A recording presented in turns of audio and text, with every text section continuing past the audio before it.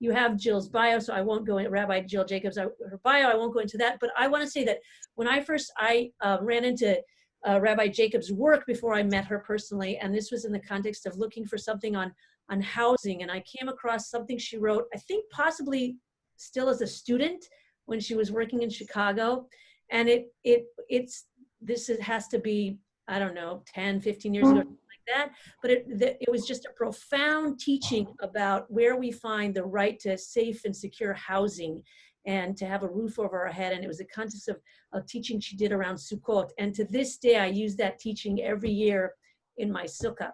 So thank you for being an inspiration all these years, and I will turn it over to you. Thank you so much, Ruti. I don't think I've heard that story before, so that's really, really powerful. And I'm just so honored that you're still teaching that in your sukkah. It's so nice to be here with all of you. Thank you, first of all, to Shana and to Ruti for setting up this, and to J Street for hosting us. And of course, the Progressive Israel Network, which has been a real blessing over the last almost a year since we've launched it, as a way for 10 organizations to come together in a much more strategic and unified way to pursue our common work, pursuing human rights for both Israelis and Palestinians, and God willing, 2 states, for 1 state for each people. So what this, Ruti, really gave me a great segue, because it is true that very often there's a divide between the language of the heart and the language of the head, and I would say often the language of politics and human rights and the language of Torah. As somebody who runs a rabbinic human rights organization, living with that all the time. Most of you know I recognize many, many friends on the screen and future friends who I haven't met, but probably most of you know that Torah organizes more than 2,000 rabbis and cantors across the US to work on human rights issues both here in North America and also in Israel and the occupied territories. And we speak both the language of Torah and the language of human rights. And very often we hear a few different things. One of them is, what does human rights have to do with Judaism? That's a whole other session to talk about that.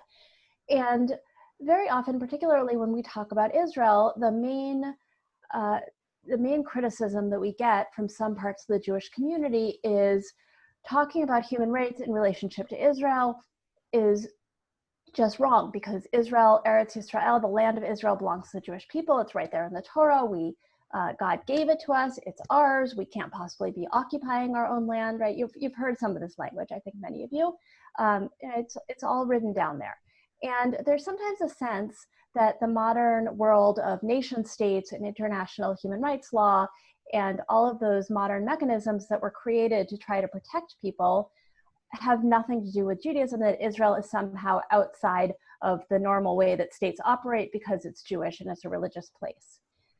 And I want to spend some time thinking about that question together, because I think that division is both artificial and also sometimes true. That there's, on the one hand, the land of Israel, Eretz Yisrael, which is a religious place, and on the other hand, Medinat Yisrael, the modern nation state of Israel, which is a political place, it's a state. And very often we find that people are speaking different languages. So the people who are coming from the world of human rights speak in the language of statehood and international law, and people who are coming from Judaism speak in the language of the land and Torah and God, and really see Zionism as 100% continuous with all of Jewish history. So I want to plunge into those questions. I'm going to share some text on a screen, and I'll say that usually when I teach, some of you have been in sessions I've taught before, I really like the format where we're all sitting around in a circle and we can have discussion, but given the situation that we now have, it looks like 110 people on, and I can only see a few of you at a time, and we don't have a ton of time. I'm gonna talk our way through these texts, but I really encourage you, if you have a comment or a question or an argument or anything like that, please put it in the chat box. I will try to look down at the chat box, but I can't necessarily read 2 things at the same time, so I've also asked Shana to just alert me if there's a bunch of things in the chat box, and then I'll stop and deal with them. So very much you are welcome and invited to put questions, comments, arguments in the chat box. Okay, so I'm going to put up these texts. You can all see that, yeah? Somebody give me a thumbs up. Yes. Great. Okay. Great. So as a framing question for this session, I want to ask the question of how it is that we live ethically in the land of Israel. And also, as I alluded to before, how do we balance Israel, that place, as both Eretz Yisrael, a religious place, and Medinat Yisrael, a political place, which I would argue are overlapping terms, but not the same. And so I wanted to look at first some biblical texts, and then we're going to make our way to some fairly modern texts, looking at this question. So first of all, in a lot of biblical texts, as we know, we're standing at Sinai, God is giving us 10 commandments, making this covenant, and then we're proceeding to travel for another 40 years in the wilderness until the land of Israel that we're promised.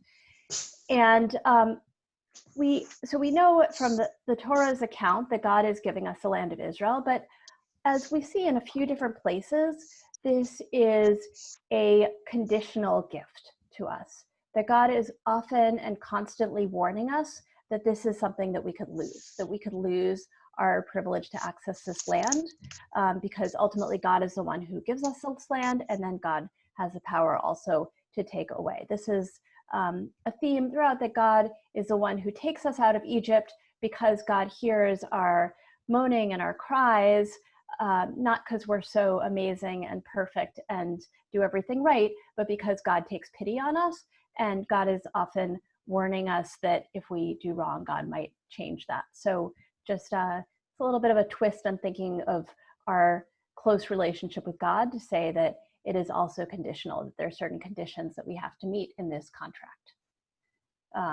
Because the Torah is talked about really like a marriage contract and a ketubah, and just in a ketubah, there's obligations. We also have mutual obligations with God. Okay, so first of all, I'm just going to read it in English, but hopefully the text is large enough that those of you who want to follow along in Hebrew can see it. Okay, so God says to us, don't defile yourself in any of those ways. This is after a long set of laws that mostly have to do with sexual practices. It's also a whole other conversation about how those do and don't apply to our modern world. But something that I'll say is that as a very maybe simplistic overall lesson, is this idea that our relationships should be sacred. And there's sense that we have certain commands that are telling us that our relationships with other people should be conducted in a sacred way. So then God says, don't defile yourself in any of those ways, for it's by such that the nations that I'm casting out before you defiled themselves. Thus the land became defiled. So I want to point to that it's not only, there is a threat here. Remember, we are very far at this point from actually getting into Israel. And God is saying, look, if you do the wrong thing once you're in Israel, not only is that something that you're doing and it's going to have a mark on you, but actually the land itself can become corrupted by the actions of the people.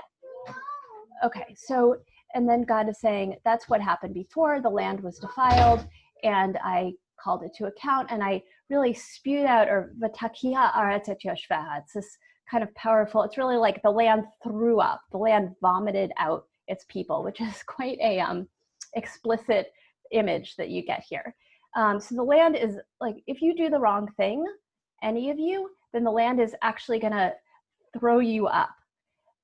So there's a sense of the land, there's this personification of the land, that the land cannot stand for there to be iniquities, transgressions that are on it, and the land will respond in kind.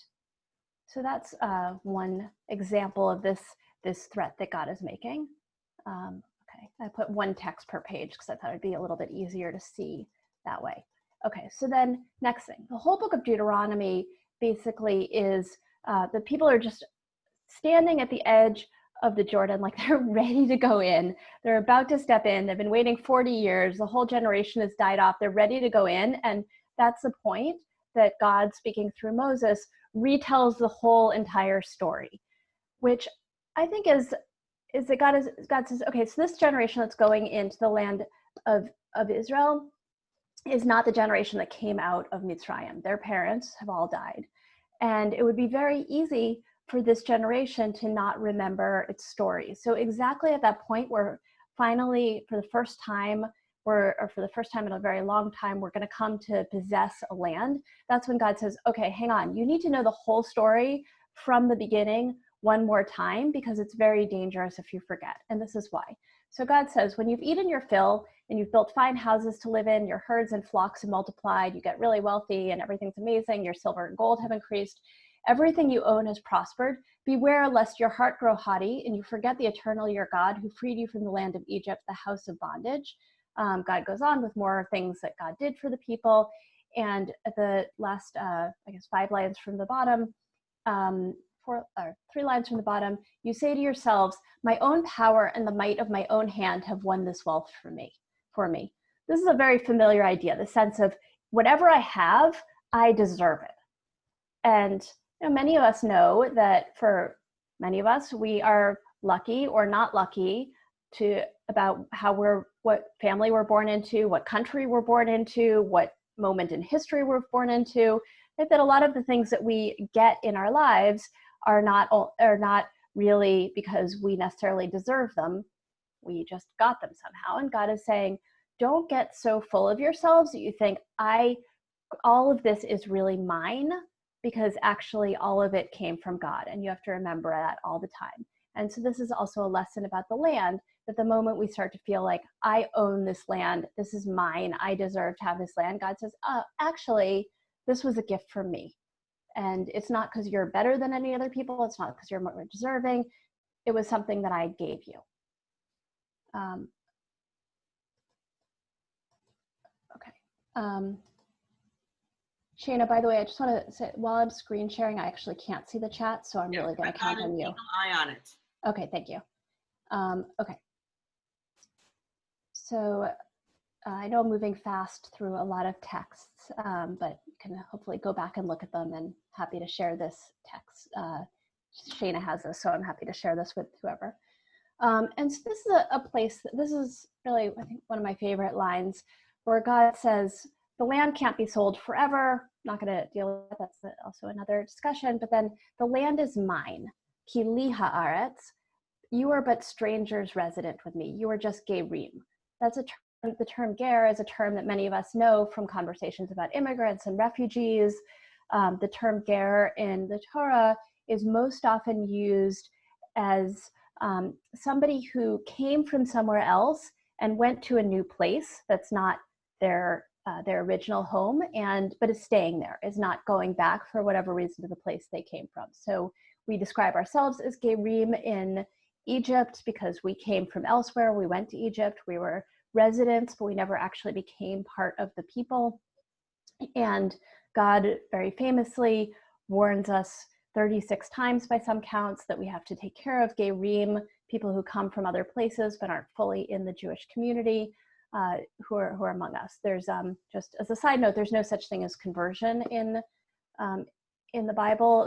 That comes later in the rabbinic period, which is why a ger is always structurally a ger. There's no way you can marry in, you can become sort of part of the Jewish community, let's say, but there's not conversion the way we know it today.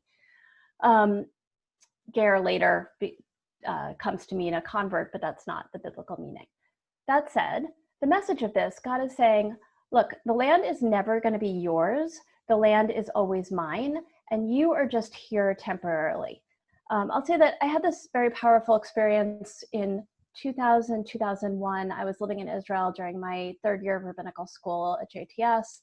And it was, as you remember, it was the first year of the Second Intifada. And I remember sitting in the Beit Midrash studying this text as we could really hear just above our heads, we could hear the snipers from Beit Jala, and we could hear the Israeli army firing back, and we could hear just like, it was like bang, bang, bang, bang, and looking in this text, Ki li haaretz, the land is God's, the land belongs to God. We all are just here for some short amount of time.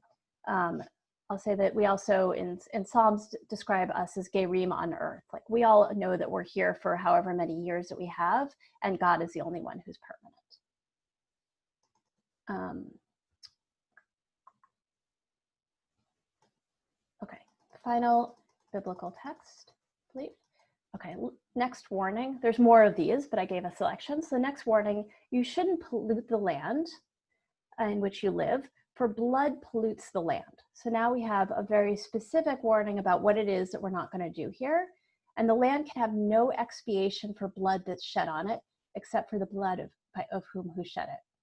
So that if there's murder, if there's killing on our land, again, there's this personification of the land. The land is actually, the land is polluted through this blood, and we have to do something to make up for it. There's a whole other class, but there is, famously in the Bible, there's capital punishment. The rabbis are very good at legislating it out of existence, but at least in as described by the Bible, the way that you expiate blood is through capital punishment.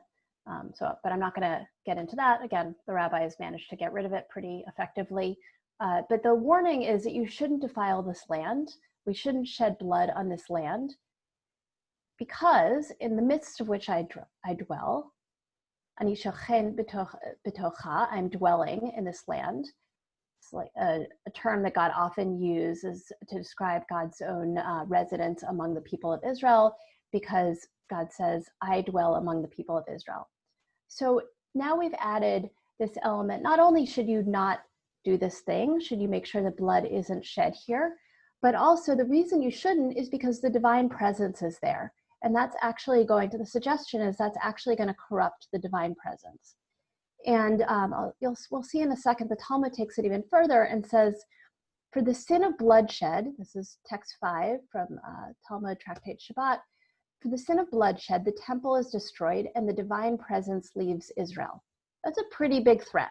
So if you are shedding blood in this land of Israel, not only are we polluting the land, not only can we not erase that transgression, but actually God is going to get up and leave. The divine presence is going to get up and leave us. As it said, you shall not pollute the land, you shall not defile the land, etc. If you defile the land, you will not inhabit it, and I will not dwell in it.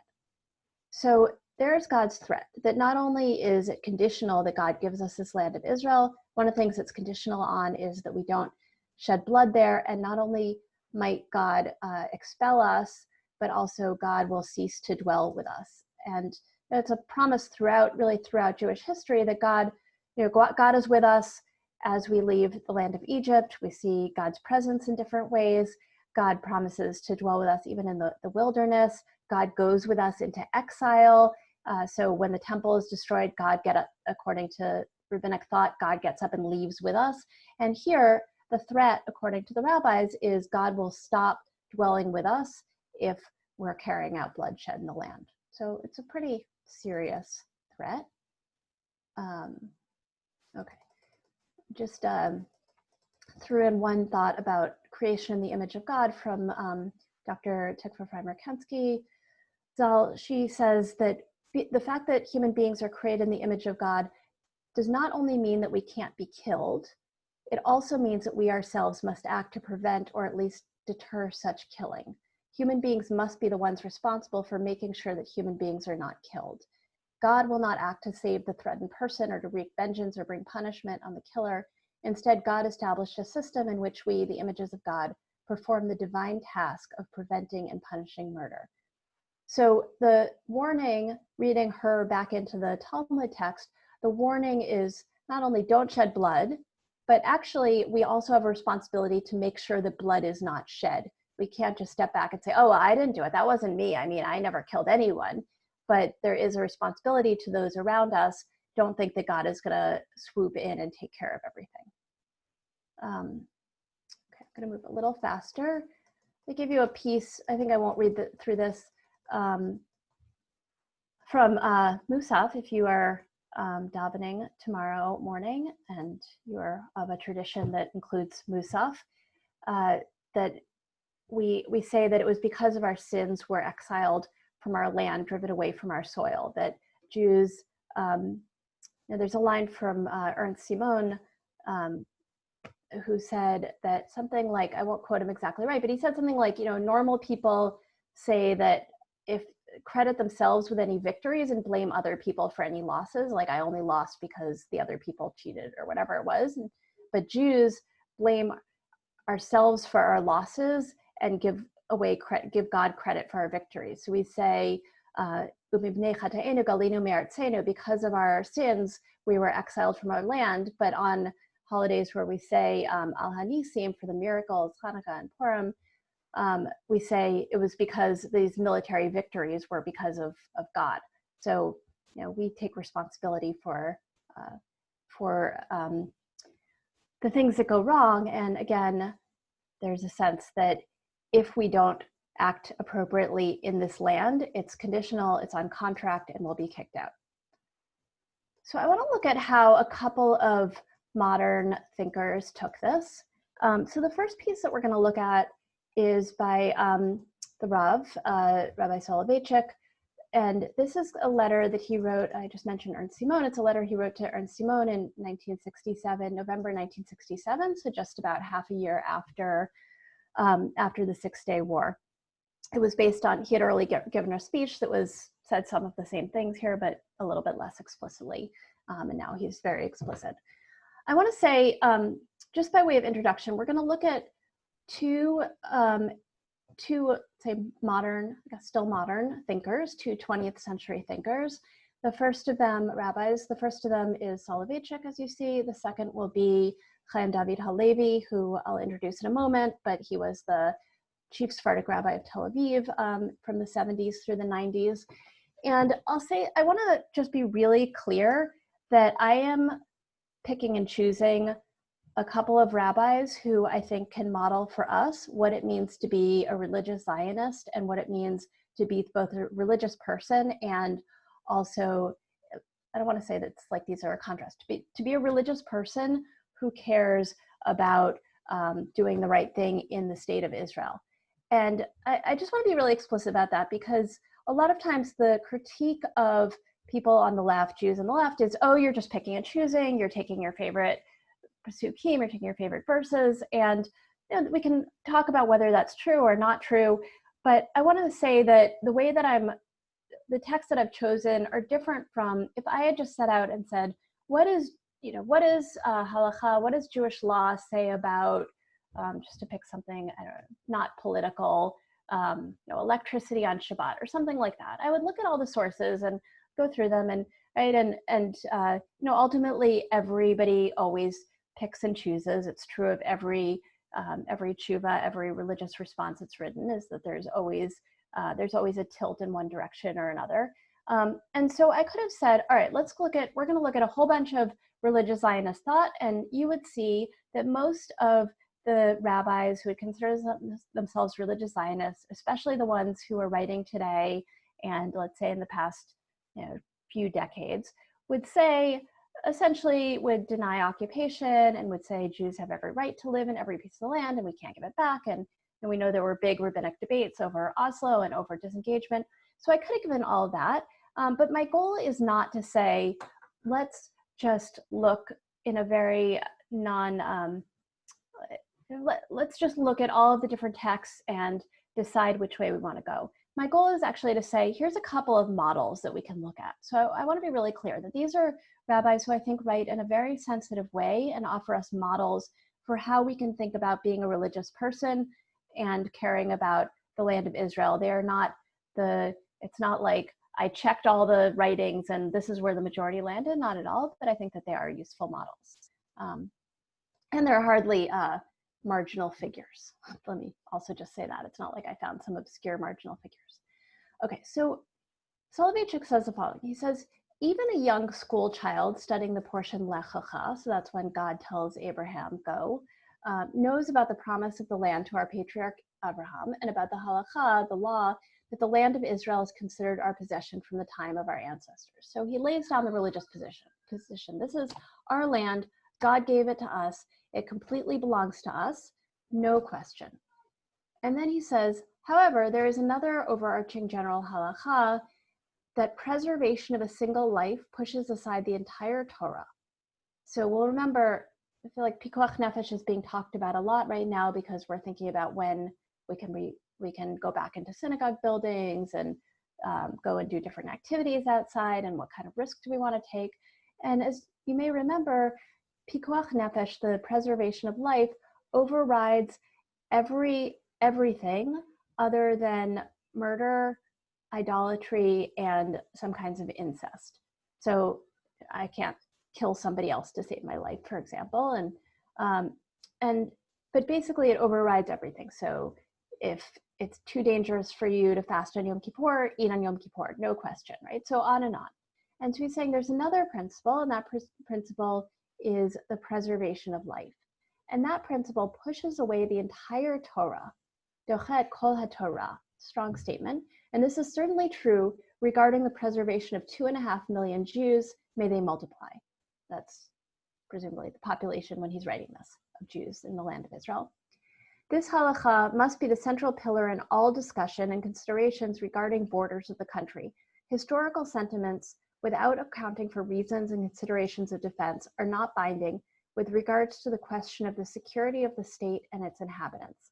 Therefore, it is prohibited, this is important, it's prohibited for rabbis or anyone else to declare in the name of Torah that it is forbidden to return any part of the land when stable peace can save the lives of thousands and tens of thousands of our brethren who dwell in Zion.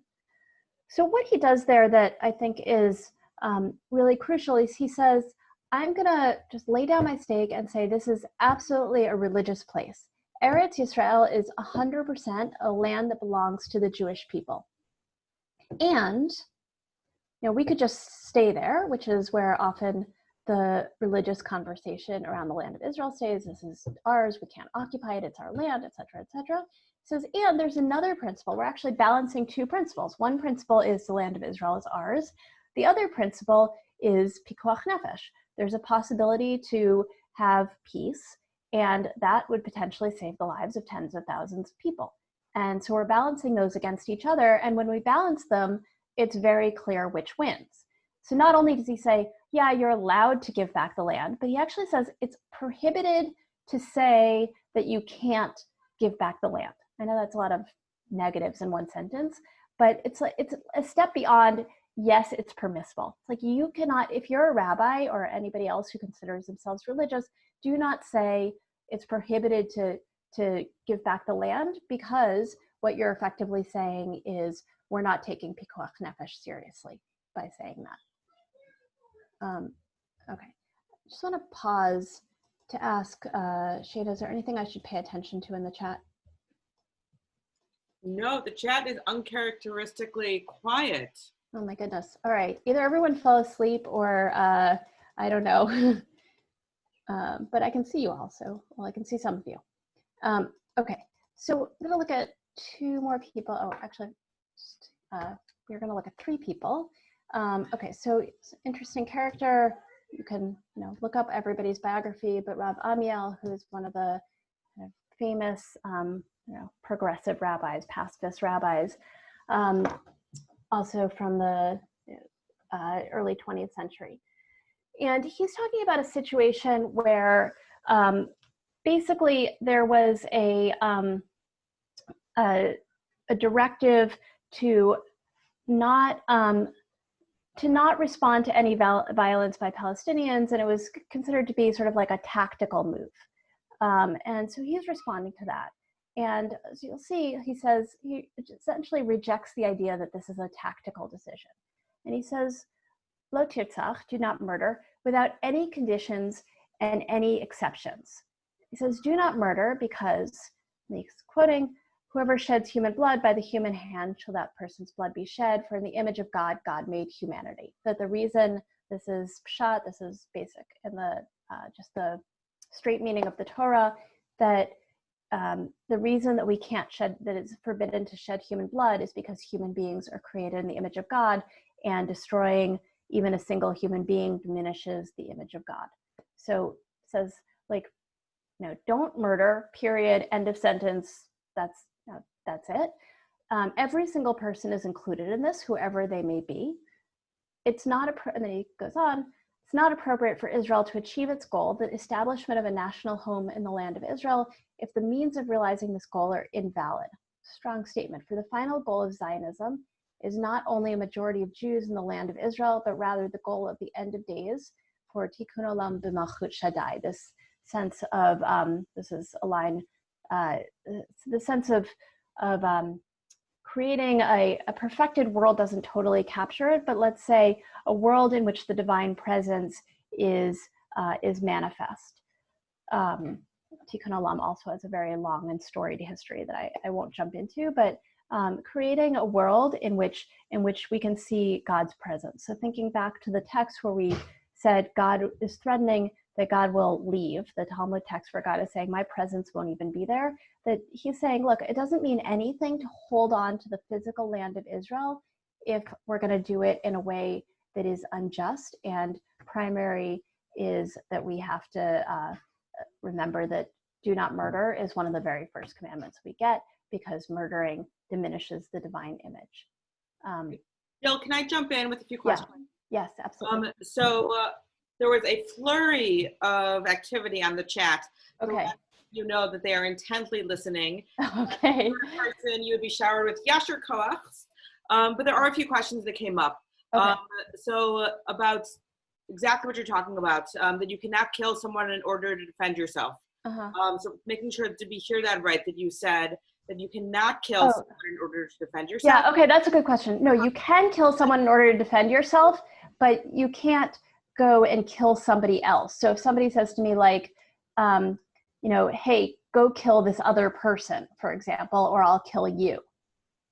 But if there's a concept of a rodef, if somebody who's pursuing you, so if somebody is actually pursuing you to kill you, and there's, of course, you know, as these things develop, there's a million, you know, discussions about how you know and what the, like what you have to know and when, and et cetera, et cetera. It's not just like, oh, I don't like the looks of that person. Actually, we'll see this in 1 second in another text. Then, yeah, you can defend yourself if there's an actual rodef, but you can't just like go off killing other people. Great. And then a follow-up came from Sam Fleischacker, who's going to be one of the presenters next, who said, who asked if you think it's problematic that the Rav's view depends only on preserving the life of Jews. Yeah, I mean, you know, Sam, you know the history of Pikuach Nefesh, right? And, you know, Pikuach Nefesh is usually based on Shabbat, like what you can do on Shabbat to save somebody's life. At least originally, it's developed a broader, you know, a broader understanding. And so, look, this is how he said it. Do I think it's problematic? Sure. And also, this is real. This is where he's coming from. And you know, I can go and I can criticize him, and you know, Rav Amiel obviously is a counterpoint to that. But I think that he's trying to carve out this space, at least, of being able to say, yes, we care about the Jewish homeland, and we care about the people of Israel, and therefore I'm going to come up with a religious reason why we can give away the land. Yes, murder and killing are separate. Okay. Great. Yes, defensive killing, rodef, we're going to see. Okay. We'll see that in a second. So I want to move through a couple more texts. I'm going to do this very quickly. Okay. So first, so the last two pieces are going to be from Chaim David Halevi, who is really somebody who I look to a lot. I think anybody who studied with me has run into him at some point. Like I said, he was the Sephardic chief rabbi of Tel Aviv from, I believe, 1973 until he died in 1998, and was somebody who seems like very sensitive to social, economic issues, dealing with a relatively low-income community, and was somebody who really balanced being a deeply religious person and also paying attention to what was real. So the pieces that we're looking at come from a collection of his Shavuot or responsa called Aseh Lecha Rav, which was actually based on a radio show that he did, where he would take questions and answer them. So the first piece is it really speaks to the Rodev. And so that, somebody wrote in with a question, and he responded, which I didn't reproduce the question, but you'll get it. So he says, the person who's asking the question begins with a statement that according to majority opinion, the rabbinic principle that one who comes to kill you, rise up and kill him first, gives permission to see every Arab in the category of, this is the text, the verse that gives permission for self-defense. If a thief is found breaking in and be smitten so he dies, there's no blood guilt for him, since this person belongs to a community that's hostile to us. So this is the proposition of the person who's asking this question.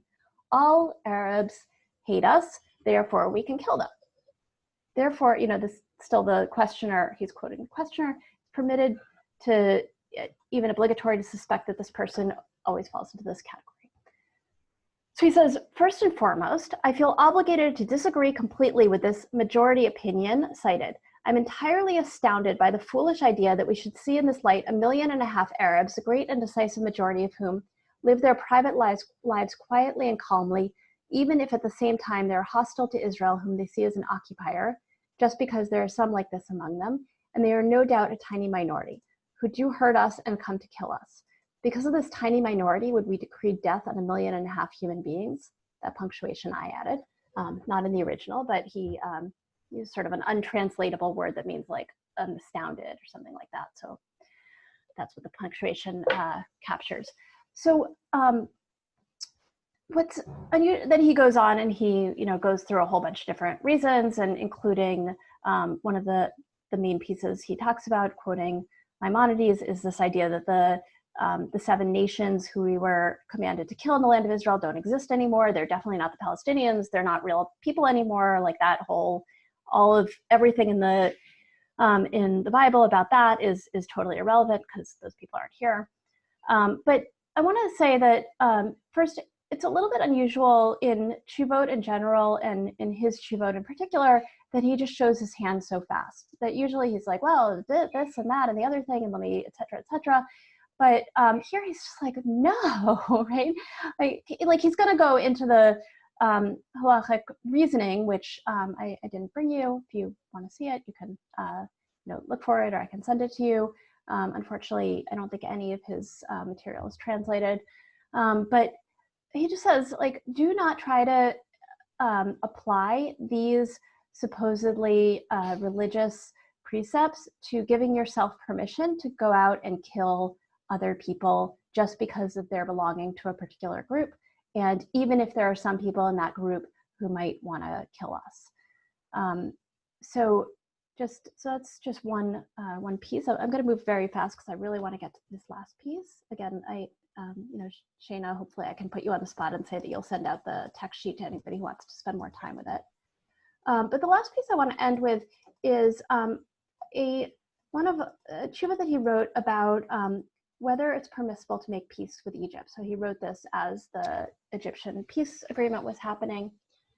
And the religious establishment was mostly pretty against it.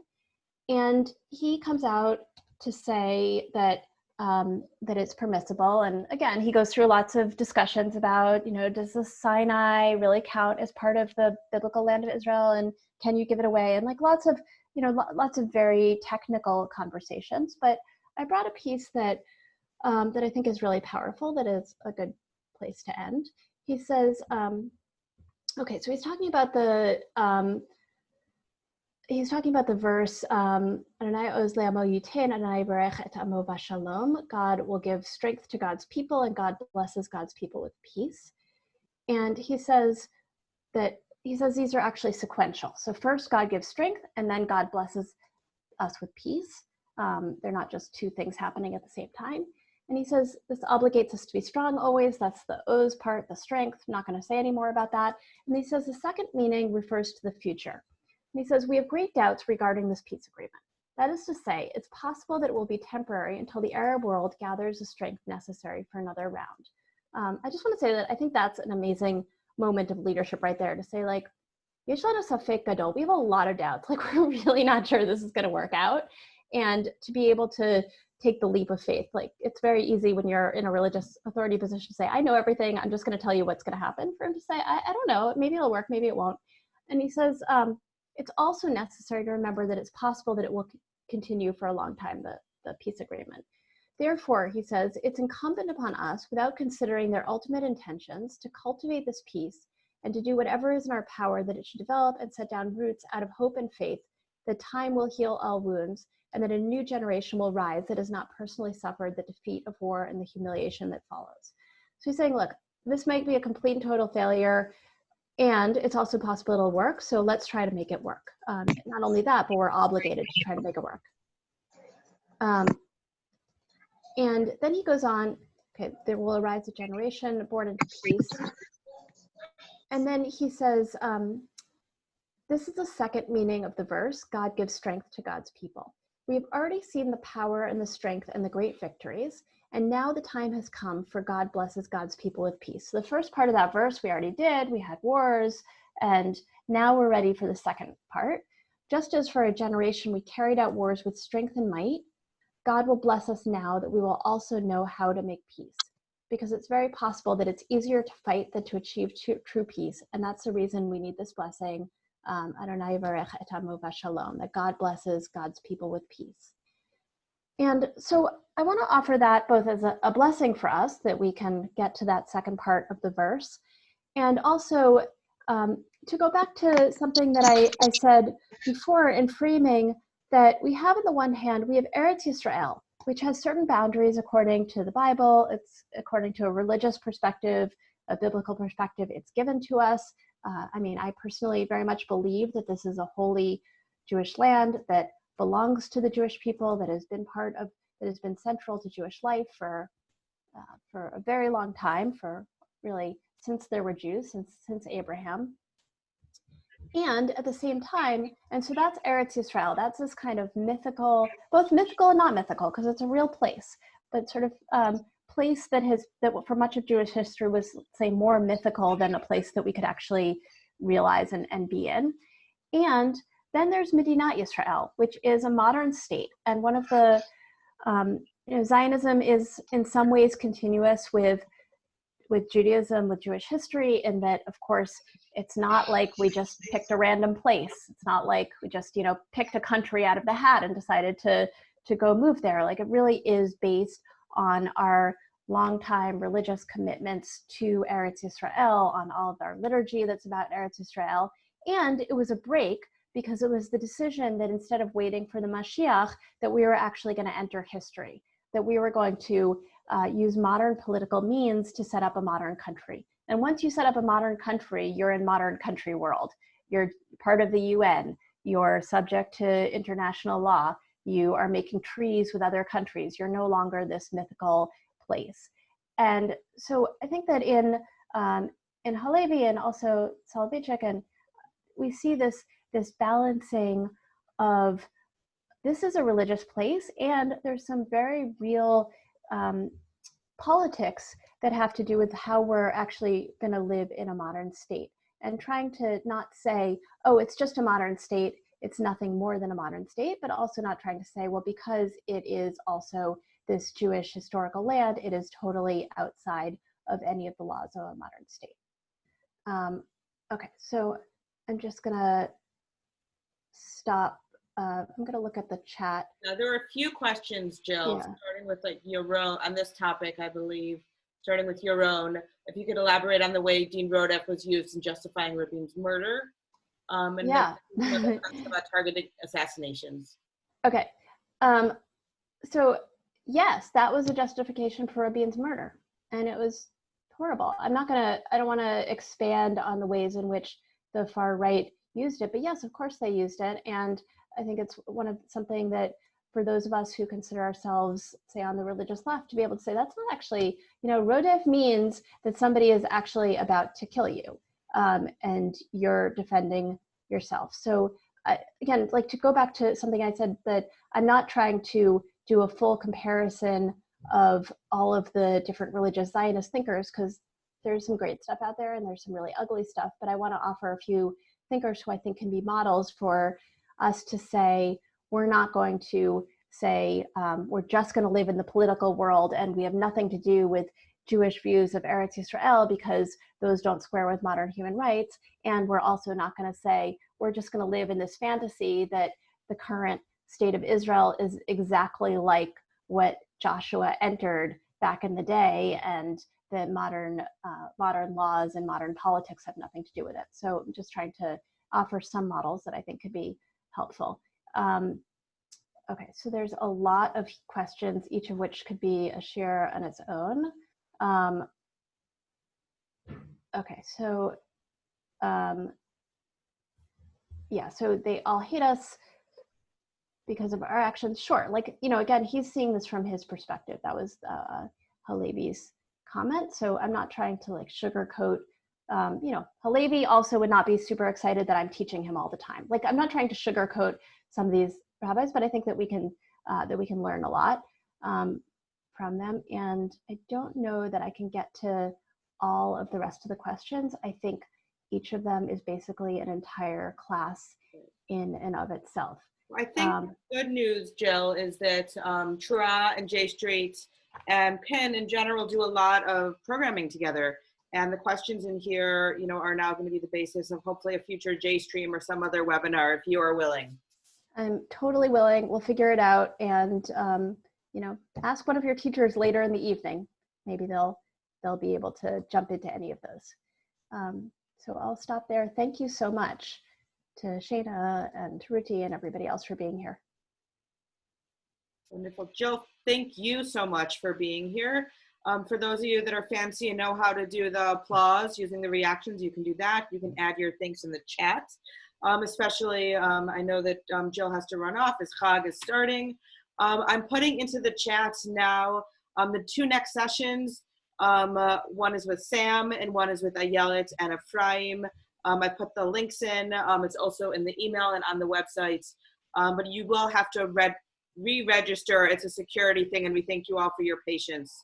For people that want to stay in here and chat for another minute, I know, Jill, you have to go. You can do that. And we're going to start the next program at 8:01 p.m. Eastern time. How do you re-register? What? How do I re-register? So if you haven't registered yet, I just put the links in the chat. But there, and I can do it again. It's also in the original email you got. You have to register for each session because there are different options. Right. So the links for the next two, Learning for Non-Jews, Yitro and Ruth with Sam, and there's a link there. And then there's Revelation in the Wilderness with Rabbis Ayelet Cohen and Ephraim Pelkowitz, excuse me. And there's the link there, and I will share all of this material.